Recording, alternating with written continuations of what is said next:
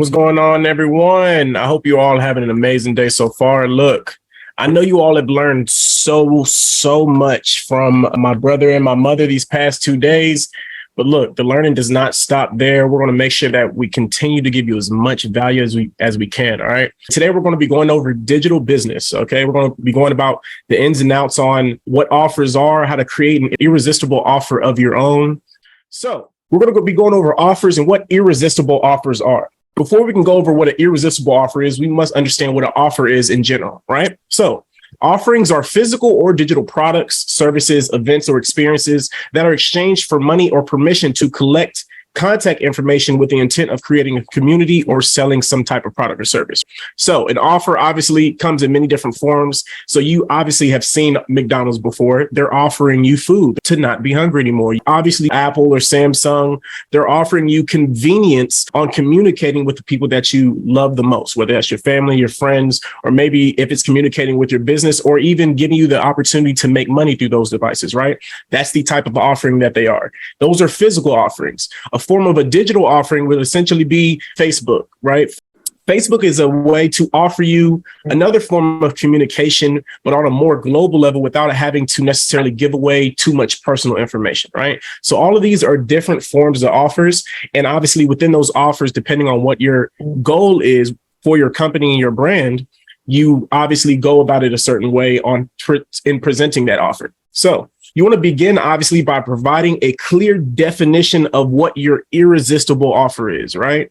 So you want to describe it as a compelling proposition or package that is so enticing and essentially so valuable to your customer that they honestly feel stupid, essentially not saying yes, right? So you basically touch on what I like to call pain points. Pain points are something that bothers, hinders, or hurts somebody in any way, shape, or form, right? So obviously, if I am a person who am hungry, that's my pain point. I'm extremely hungry. So obviously a food place, they're going to use whatever marketing tools to create an irresistible offer for me to choose them to eat their food.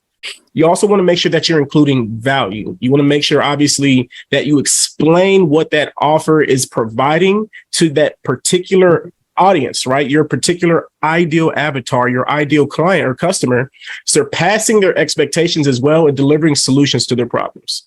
You want to also make sure it has a sense of exclusivity into it, right? Because when people feel exclusive, when they feel like they have something that other people don't have or have it's very difficult to obtain, it makes them kind of feel more important and it makes them want whatever it is more, right? I'm sure all of you have heard of FOMO, right? Fear of missing out. That adding that exclusivity factor adds that FOMO. And then it makes people just crave it even more and more. And it creates some sense of scarcity and urgency within your product or service as well. You also want to add some sense of urgency, right? Now, what I mean by urgency, I'm sure everyone's been on a product or service, right? And let's just say you go to the website and it says, oh, you get this offer, buy one, get one free for members only, right? That's the value, the exclusivity right there. And then the urgency is until midnight, right? Now you see, and they have like a actual visual timer that's counting down and you're looking at the countdown. So you're actually seeing how much time you have left and it's making you create a decision right then and there, right? Now, the purpose of that is we've all seen or wanted something that when we're looking at it, we're like, I'll think about it or give me some time to think. And then for whatever reason, you either forget about it, you decide not to get it, or you end up deciding to get it, but you get it at a later time. But when that timer's there, it forces you to either say yes or no and actually take action immediately. Now, obviously, people who are going to say no are always going to say no. So if they say no within that time frame, that's perfectly fine. But you want to push the people who are going to say yes, maybe later down the line, to saying yes immediately, because now it makes them feel as if they have to have it. Otherwise, they won't be able to have it later. So it kind of still has that FOMO, that fear of missing out sense to it as well.